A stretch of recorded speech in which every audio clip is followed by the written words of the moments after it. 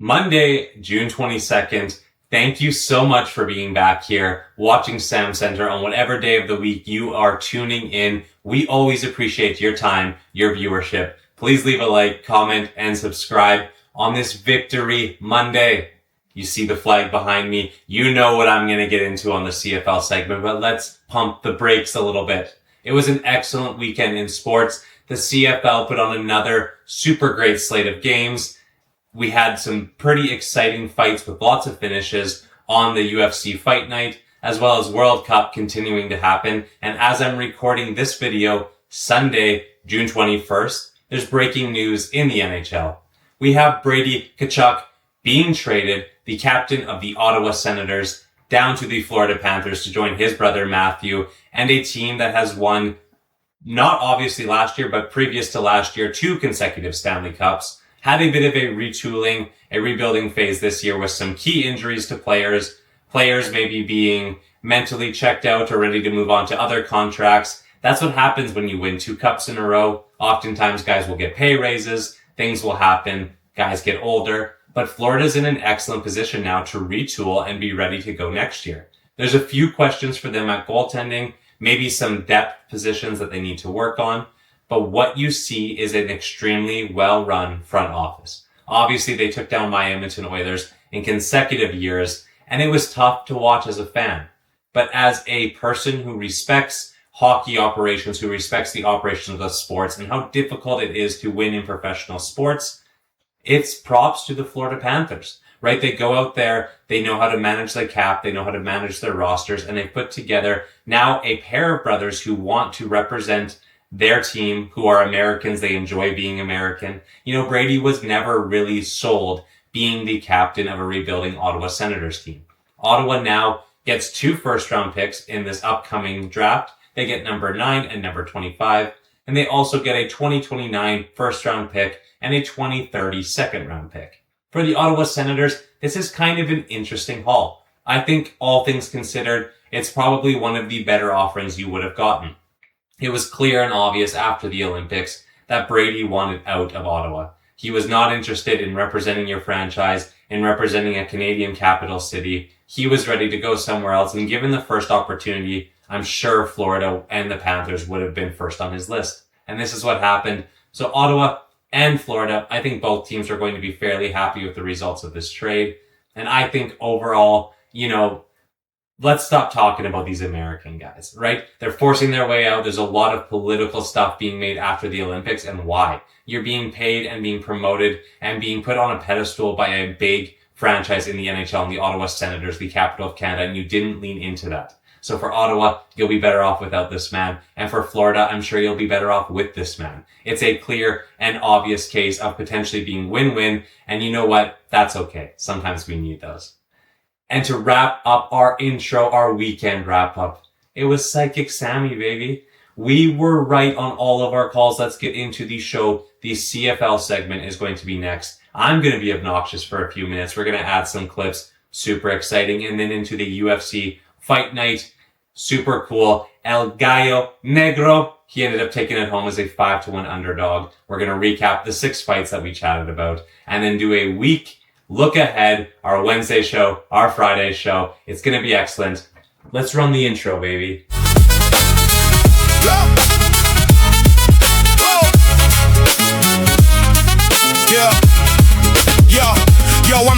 Victory Monday here in the CFL. Week 3 and another exciting week of action for the CFL. A triple header on Saturday, 2 games going into overtime. But let's talk our first game. The Hamilton Tiger Cats taking down the BC Lions by a score of 41-27. And really the score looks a little bit more respectable on paper due to a couple late touchdowns by the BC Lions in the 4th quarter. But Hamilton put it on them early and they did not relent. The first play of the game for Hamilton on offense, bomb. The first play after Nathan Rourke throws an interception, bomb. And it's incredible to watch this Hamilton offense operate.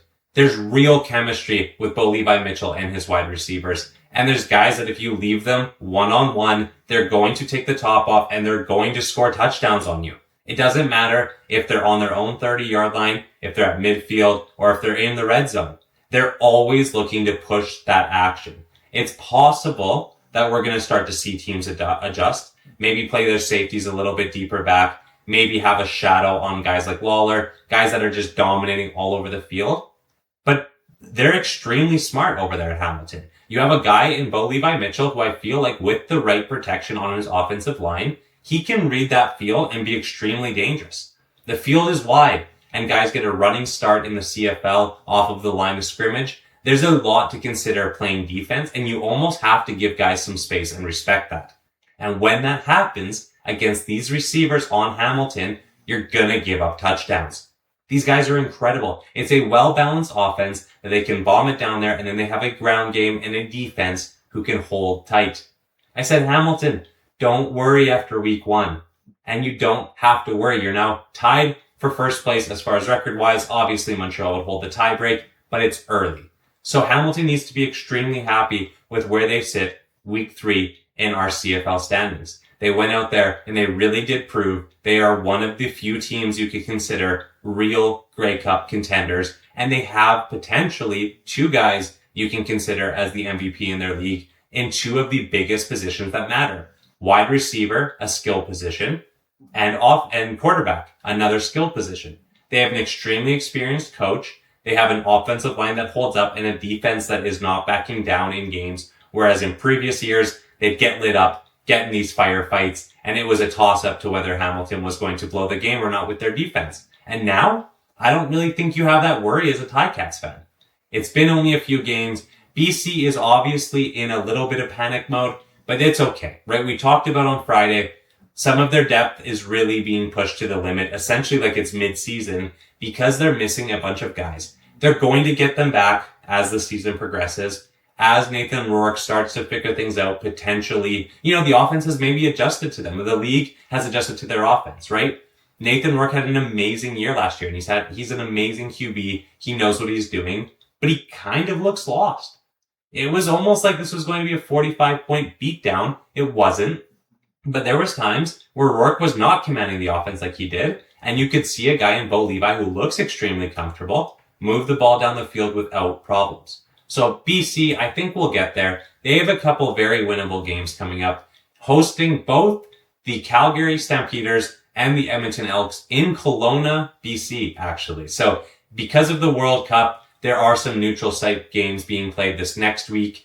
The Toronto Argonauts, who we will break down in our next game, are actually going to be playing a home game in Mosaic Stadium in Regina, just due to the World Cup scheduling coming up. So BC will be taking on in back-to-back weeks the Calgary Stampeders and the Edmonton Elks in Kelowna at the Apple Bowl. I will be attending the July 4th game against the Edmonton Elks. Come say hi if you see me.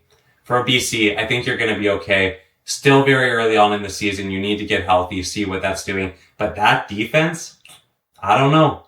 It didn't look great, right? It really hasn't looked good. The DBs look lost. I'm sure they'll figure it out. A really talented team, a team loaded at every skill position. Let's see where we're at by week 6, and then we'll press the panic button. But it's Overreaction Monday. So we're going to say, BC, blow it up. You're going to get last. Obviously not. So Saturday, June 20th, the first part of our triple header, we had the Toronto Argonauts absolutely dismantling the Ottawa Redblacks, really showing that we have a lot of depth in this league right now. We have a lot of competitive teams. And then we have Ottawa, right? Like, it's unfortunate. I really do think the Red Blacks unveiling new uniforms, all these new things, a stadium under construction, it's not great. You'll have to retool. You'll have to kind of readjust. Jake Maier, I say it every week, he's not a CFL starting QB. He does not have the processing speed to compete in this league. And I'll say it every time he starts. If you start Jake Maier in this league, you will not make the playoffs. And that's what we saw. Now, Chad Kelly, in our official prediction, I said he was going to throw over 2 touchdown passes, and he did. He was absolutely slinging the rock around, and in the first half, everything was working. He was showing he is one of the top 3 QBs in this league as far as pure arm talent and being able to sling the rock. But with pure arm talent, there's a difference between having only that and having the high-level processing of a guy like a Cody Fajardo or a Trevor Harris or a Bo Levi Mitchell. Where Chad Kelly is excellent is in his arm talent. where he's maybe not super great is in his decision making sometime. And that didn't really matter in the second half, but Ottawa started to claw the game back a little closer due to multiple interceptions. You know, the final stat line is outrageous for Chad Kelly. Many passing yards, back-to-back 400-yard passing yard gains. 4 touchdowns, but 4 interceptions to go with it. And so when you're slinging the rock, you're going to live by the sword, die by the sword. It's exactly what we talked about. Toronto, I believe, is a very similar team to last year, where that offense is going to be very tough to beat. And we'll see from the defense when they play very good teams. I think they're going to be exciting. Always just take the over and then enjoy the game. For Ottawa, they really have some things to improve on. First things first, put in your backup quarterback. I'm telling you, Drew Brown is a starting level QB in this league. Jake Mayer is not. I don't know how their coaching staff cannot see it if me, SamCentre, can see it. And now, before we get into my personal game of the week, let's run the clip. Montreal Alouettes taking on the Edmonton Elks. I've been saying it, and you're going to come back to the show on Monday, and I'm going to be right. I'm going to have my footage. I'm going to insert it right here, and it's going to be me celebrating on the sideline like this. And it's going to be the Edmonton Elks beating the Montreal Alouettes, giving Davis Alexander his first regular season CFL loss in his career.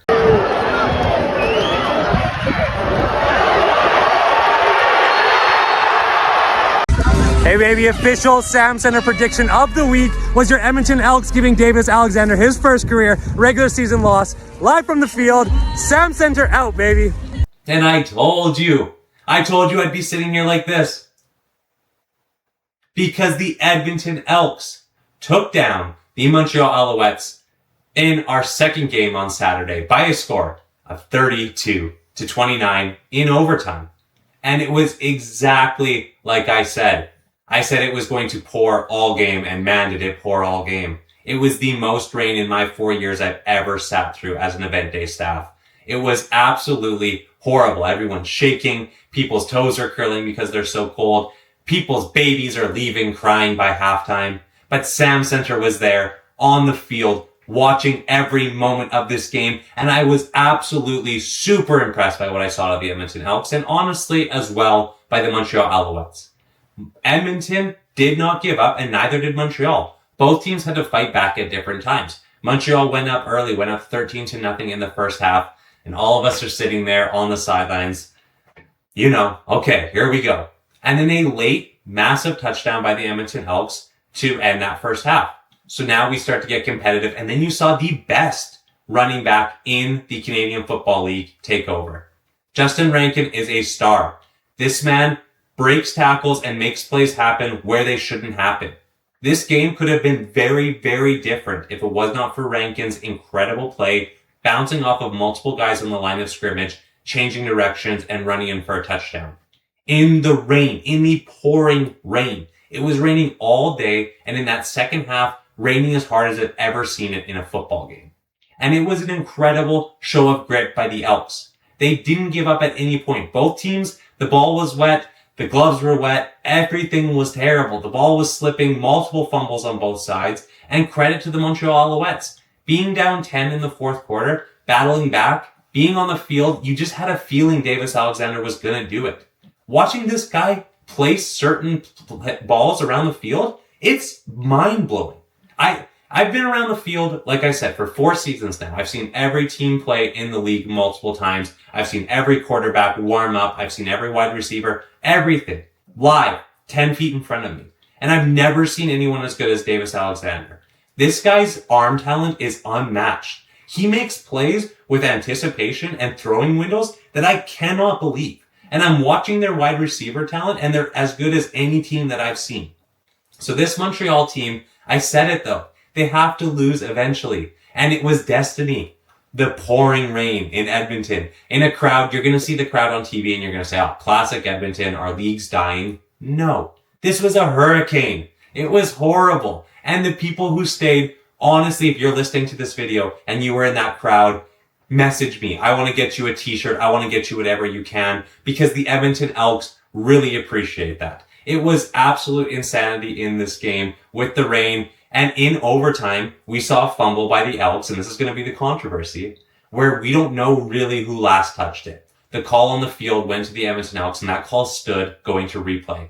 Once that happened, you could kind of tell the momentum was going to switch and we were going to punch it in. But if that call goes the other way, Montreal wins, and we don't have Psychic Sam. But it didn't, baby, and it didn't go that way. So the first time in the regular season career of Davis Alexander, he has taken home a loss, as predicted on SamCentre. But Montreal is going to be right there all season. They are an extremely well-coached team, an extremely tough team to beat. They do not give up. In the pouring rain in the fourth quarter in Edmonton, staging a comeback and really having a good chance to win that game in overtime. As for Cody Fajardo and the Edmonton Elks, honestly, I told you all, we are rebuilding this culture. We are changing the narrative on the team. Mark Killam and that staff are doing an excellent job, and you can see what it meant to everybody involved. Cody's reaction, Davis Alexander giving him a hug afterwards. Go watch the locker room reaction on the Edmonton Elks Instagram. Go see my comments from the field. All of these things, it meant everything to us. A long season, but the first 2-0 start since 2019 for the Double E. We're rolling, baby. Let's start 3-0. Hey, Winnipeg, we're going there on Thursday. We're going to break it down in our CFL Wednesday show. And then on to our final game of the week. I ranted about the Elks enough, right? Nah, that's not true. Rough Riders versus the Stampeders in Calgary in a game where my prediction was looking extremely well early on, right? We were saying to ourselves, hey, Saskatchewan probably going to win by 2 scores. And that's what it was looking like extremely early on. The wind was a massive factor in Calgary. In that first half, Vernon Adams couldn't do anything. 20 passing yards, and that game is dead and over if we do not see a missed field goal by the Saskatchewan. Hey, Riders fans, Dad, I'm sorry. Missed field goal by the Riders, returned by a touchdown. That's got to be the curse of the franchise, right? The missed field goals, the messing up. Anyways, we won't belabor the point. But a missed field goal right at before halftime leads to a Calgary touchdown, and that changed the entire momentum of the game. Calgary was now able to get to the side where the wind was not in their face, instead it was at their back, and you saw the difference in how the offenses were able to operate. Saskatchewan, thankfully, was able to put up enough points in the first half to where when the wind was blowing in their face, it was a non-factor because they had enough to hold on, but just barely. Stampeders in Calgary were coming back and scoring at will in the second half. Vernon Adams was a completely different man. He really showed why I'm a massive fan of him and why I say every week, this guy's built for the pressure moments. He can lead game-winning drives as good as anybody you'll see in the CFL. Calgary does not give up, extremely well coached. The wind was certainly a factor. But by fourth quarter overtime, I think obviously it's an even game, right? Especially in OT, and you saw the championship medal for the Saskatchewan Roughriders. To me, that's what makes this team so impressive, that they do not give up in the moments where things get tough. They're on the road in Calgary. They've just given up a massive lead in overtime. You've just won the Grey Cup. You just won your home opener, and they still don't lose. This team is great. They're well coached. They have a QB with all the experience in the world. They have one of the best running backs in the league. Obviously not the best because he's in Edmonton. But for Calgary, now you've lost 2 tough ones. And you're starting to fall behind a little bit in the standings, but thankfully BC is 0-2 as well. Toilet Bowl next weekend in Kelowna.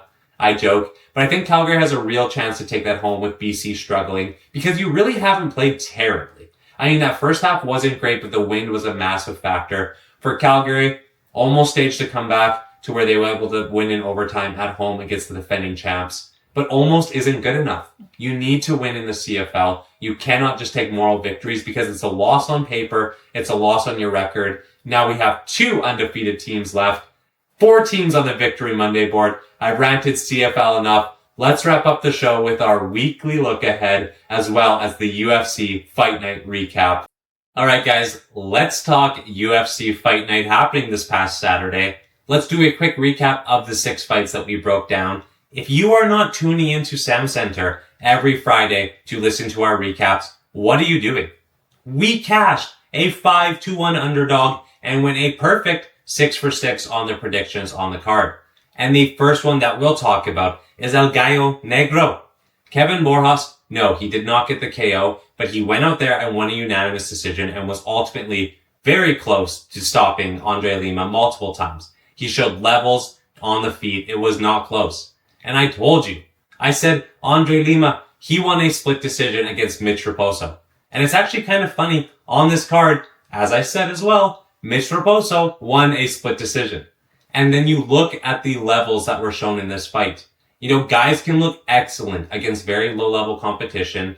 And then guys can look really bad against pretty good competition. And that's what you've seen. You've seen a guy who was undefeated against a guy who was 10-5. And you think on paper, 11-1 favorite? Sure. 5-1 underdog? Let's do it, right? This doesn't make any sense. Borjas cut from the UFC, and he still might get cut. He did come in missing weight by 4 pounds, almost like he didn't try, because obviously he wasn't injured, right? So let's see what the UFC does with El Gallo Negro. But he ended up cashing the 5-1 underdog line as we predicted. And for Andre Lima, his stock has taken a major hit after this one. He has shown he is a BJJ nerd. That's bad. Against high-level strikers in the UFC, those guys do not last. So we'll see. I can't imagine he gets cut. Borjas, very real chance he gets cut, simply due to the weight cut and then also being not super successful in multiple fights in a row. But I say keep him around. The guy's got hands, and he isn't afraid to throw them. Let's move up the card. The first fight on the main card. I was right again. Psychic Sam, first segment, and it's running all show, baby. Vinicius Lockdog Oliveira looking incredible up in weight against a grizzled veteran in Andre Fili. Andre Fili, a guy who is willing to go to war, willing to wrestle, willing to strike, willing to just be smart on the feet. And I said, Lockdog now does not have to worry about that weight cut draining him. He can just go out there, be aggressive, and be the guy looking to do real damage in the fight. And it's exactly what we saw.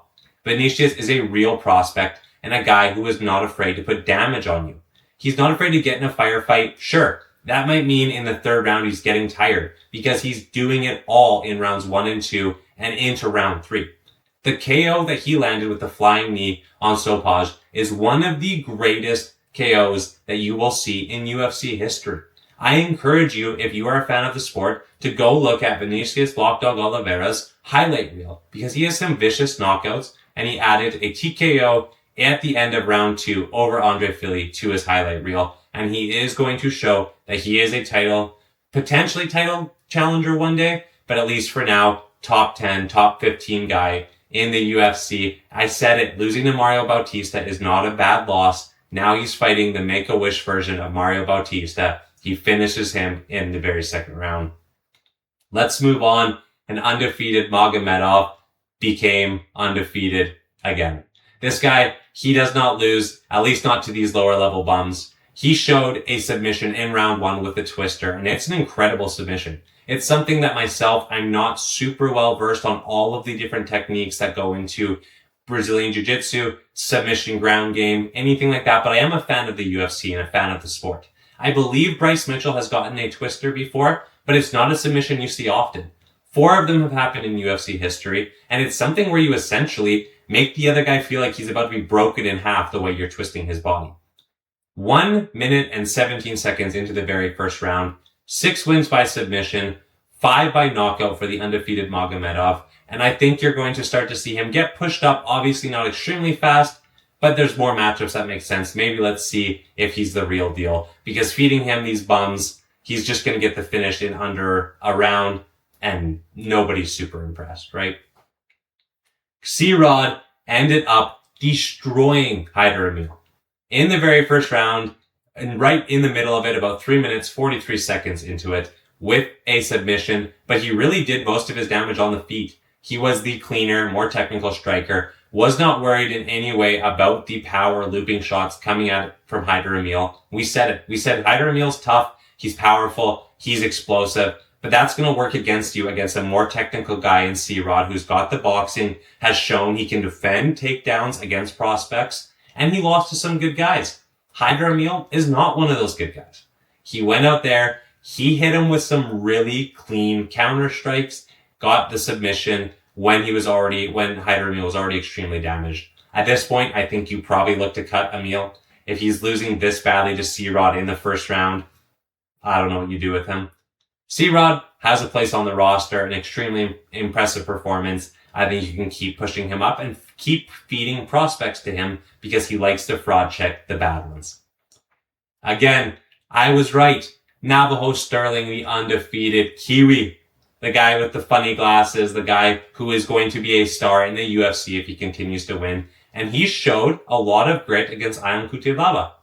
I said it. In the first round, Ion's going to come forward and he's going to shoot takedowns and he's probably going to get them because Navajo is okay with grappling. And he got a lot of takedowns in that first round. 5 of them to be exact. And that is something that a lot of guys, their power's going to fade. They're going to get tired. But Navajo just kept popping back up. You don't get 5 takedowns if you can keep a guy down controlling him. And I think for Ion Cutelaba, he realized he had no chance on the feet with Navajo Sterling. So the game plan was, let's wrestle this kid. Let's make him get tired. Let's take away his power. Didn't work. Navajo came out there in the second round, put a pace on him, and put him down with strikes. TKO, punches, elbows into the second round, just over a round and a half. Navajo Sterling over a round and a half. We cashed her, baby. City Kickboxing, a real star from New Zealand, a guy that you can put on the microphone and they're going to get behind him. He's a guy that you can have as potentially that third last fight, that featured prelim, that co-main event, maybe on a weak New Zealand Australia card, and he's going to be a marketable dude for the UFC. I think his next step up is a top 15 challenge. I'm excited to see it. The current champion is his teammate at 205, so we really have to be careful with what we do. These teammate versus teammate fights, I don't want to see them for title fights. The guys get in there and they have too much respect. They're always boring decisions. So let's see Navajo Sterling challenge for the top 15. Maybe in a year or two be ready to challenge for the title if he can continue to keep up this momentum. As for Ion Cutelaba, I feel like you can keep him around in this division. Maybe as a bit of a fraud checker. He can wrestle. He can strike. He didn't give up. He just got beat by a more technical guy and a guy who has real top 10 potential in this division. And then on to the main card, Manuel Kape ended up beating Horiguchi in the main event. And it was extremely interesting because he beat him in round 3. And for rounds 1 and 2, the fight was pretty close. I would say Horiguchi would have been ahead on my cards. Round 1, Kape was doing more of the damage, but Horiguchi might have stolen the round with a little bit more cleaner technical striking at the end of the first round, as well as some takedowns. And there were times where Kape threatened the takedown, but he wasn't really interested in grappling. Into round 2, Horiguchi again with more clean technical striking. He hurts Kape, and he takes him down and controls him. And so it's really looking like, okay, how is Kape going to have any game plan left, right? His game plan is be the more explosive, more powerful striker. Whereas Horiguchi's fighting his fight. He's getting takedowns, he's controlling, and he's clean on the feet. He's not getting hit super hard from Kape, and he's piecing them up. Round 3 starts. Ding, ding, ding. 2 minutes into it, and Kape hurts his foot. You can see him step the wrong way on his ankle, or right after a leg kick that was checked by Horiguchi, he steps the wrong way on his foot. Something happens. You can see he looks down. Everybody sees it. And I go, okay. Same sort of deal as the Alberg versus Yuri fight. We're seeing a guy compromised on that leg. What's going to happen here? And I don't know if he was fully compromised, but that leg kick was most definitely checked by Horiguchi. It caused Kape to switch stances. And to his credit, he didn't let it hurt him too badly because within 45 seconds, Horiguchi is finished. And you go, what happened? This fight was competitive. It was back and forth and Horiguchi was in control. But Kape's power is fight ending and it translates later in the fight, even after being taken down, even after being compromised potentially on one leg. He was able to find the kill shot, a very clean strike, put Kape down and then finish him off with TKO. Incredible performance by Kape. He's now either the next up for the title. There's this narrative that Kape is going to challenge for the title next, and I don't think so. I think Pantoja is super deserving. If Pantoja is ready, it's Pantoja challenging for the title against Van. It has to be because of the way Pantoja lost his title. However, if he's not ready, then you run it. And we go striker versus striker. We see Van versus Kape, and I think it's a very exciting matchup. No matter what you do in this division, it's quite top heavy. So I think it's probably good for the UFC that Cap wins this, because you have a younger prospect than Horiguchi who now can be in that top 5 mix, really switch things up with matchups in that division. Whereas Horiguchi obviously would have been the mega fight, the Japanese superstar. But it didn't happen for them. Unfortunate for Japan, another star just falling short. Horiguchi, I don't 100% know where you go from here. He's not old, like he's 36, but at the lighter weight classes, now being really put down by a high level guy, with strikes as your chin starts to fade. If he wants to stay, there's some winnable fights for him in that UFC. There's some big fight opportunities, maybe a Japan card, I would hope. Have him, Ray, a few other, Tetsuro Taira, a few of the other stars from Japan. I think you could really market it out there. Extremely cool for Cap. Let's now wrap up the show. Let's run the outro, baby. Thank you so much for being with us. Victory Monday, it's a wrap.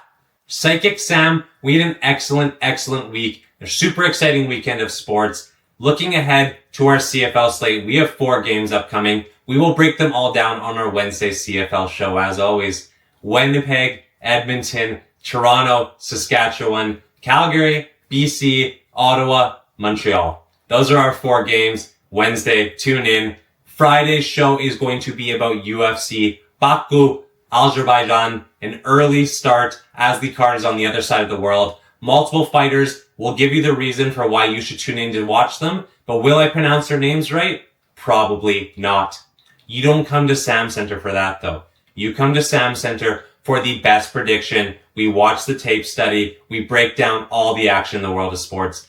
Thank you as always. Your time means everything to me. Please like, please comment, please subscribe. SamCentre out. Yo, I'm sat on the throne, but I'm looking at the blueprints. Building a temple where the spirit leaves its footprints. Gibeonites, the most high asked what I'm needing. Didn't ask for peas or for enemies to be bleeding. I asked for the wisdom, the hokmah, the insight to distinguish the dark from the frequency of light. See, I built the first house, cedar, wood and gold plate between Jashin and Boaz. Standing at the gate, the pillars of the world, severity and mercy. The path is narrow, man, the road is getting thirsty, but the temple laid stone, that's the trick for the blind. The real masonry is the structure of the mind. Seal of the king, 2 triangles entwined. The lower reflecting the upper design. Master of the spirits, I made the demons work. Building up the temple where the shadows used to lurk. It's the wisdom of Solomon, the heavyweight crown. Building up the spirit while the system falling down.